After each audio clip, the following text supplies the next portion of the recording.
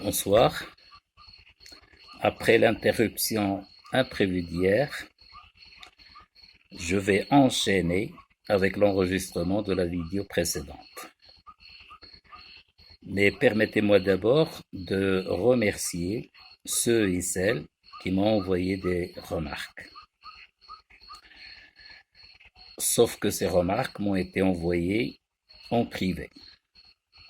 J'aurais aimé qu'elles soient exposées publiquement pour que tous les concernés par le cours puissent en profiter. Bon, c'est pas grave.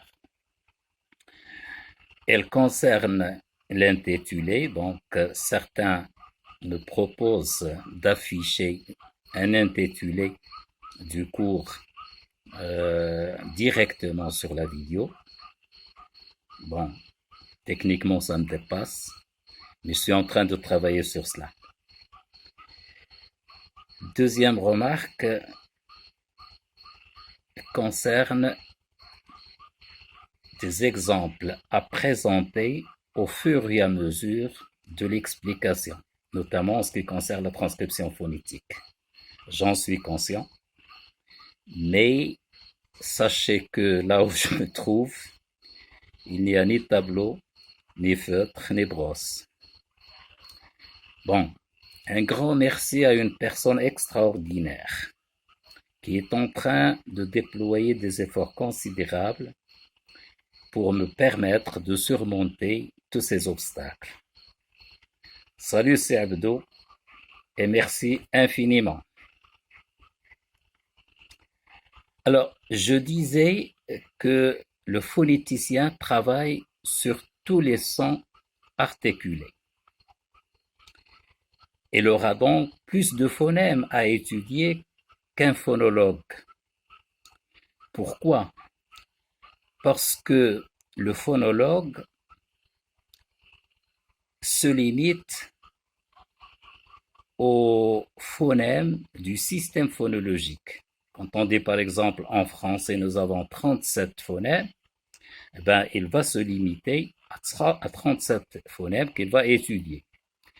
Par contre, la tâche du phonéticien est différente, puisque maintenant, vous savez que des phonèmes qui relèvent du système phonologique peuvent générer d'autres phonèmes. Un exemple très simple, vous savez que le se en français peut se prononcer se comme dans siffle et peut se prononcer ça comme dans saute. Quand quelqu'un prononce saute, eh ben, il ne prononce pas un se. Le se de sifflement n'est pas le se de sauter. Le se là devient comme un sad de l'arabe. Idem pour deux. Deux, dur, et puis nous avons d'or. D'or, ça devient un dad. Hein? Même chose pour te. Il tire, c'est un te, mais il a tort. Et la tort, ça devient un ta. En plus de l'exemple que j'ai présenté hier qui concerne le re, qui peut se réaliser sous forme de re, de re, de re.